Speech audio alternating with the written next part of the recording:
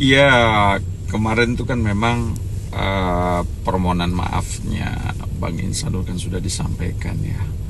Walaupun tidak di depan media secara langsung, tetapi beliau juga penyampaian permohonan maafnya itu kan disampaikan melalui media sosial, yaitu Instagramnya. Artinya secara tidak langsung, walaupun itu tidak di depan media, tetapi ini merupakan permohonan maaf yang juga terbuka untuk umum ya. Artinya banyak followersnya atau netizen yang juga mengetahui permohonan maaf itu disampaikan kepada Mbak Mawa, pada orang tuanya dan kepada seluruh keluarga besarnya. Jadi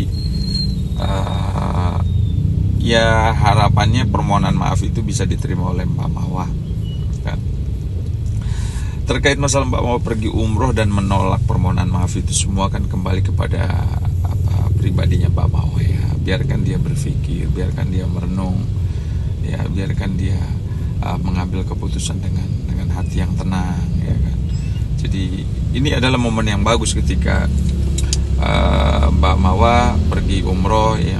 Insya Allah nanti Allah akan memberikan petunjuk yang jauh mungkin lebih baik ya.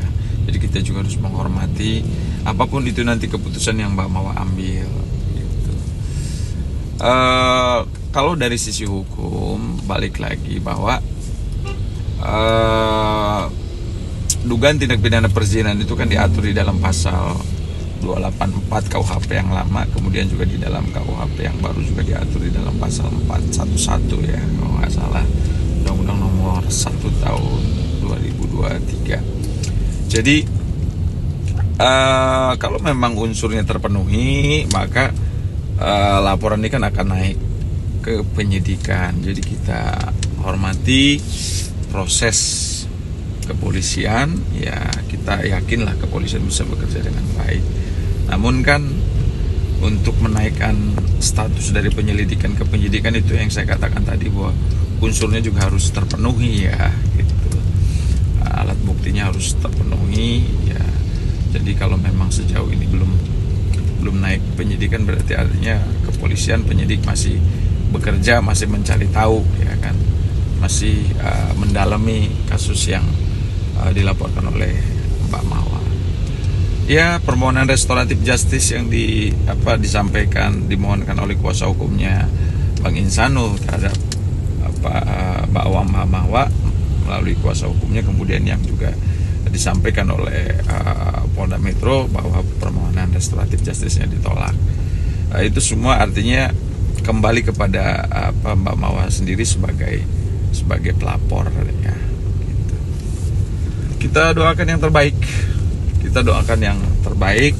Semoga apapun nanti hasilnya, keadilan bisa didapatkan oleh para pihak, baik itu Mbak Mawa maupun Bang Insanul gitu. Cuman dalam konteks ini kan pelapornya adalah Mbak Mawa, artinya yang menjadi korban adalah Mbak Mawa sendiri gitu.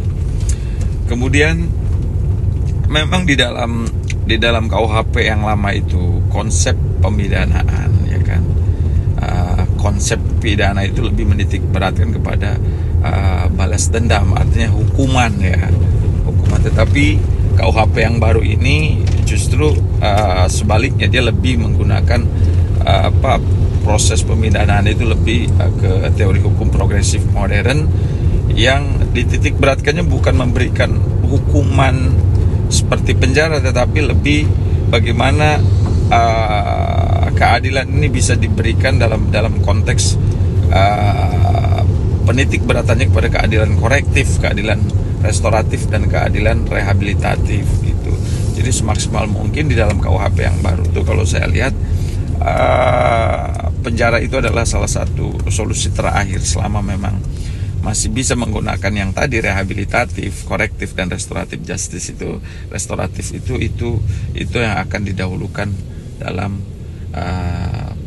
memberikan sanksi terhadap pelaku yang diduga melakukan pelanggaran atau melakukan pidana. Oke, thank you. Assalamualaikum warahmatullahi wabarakatuh.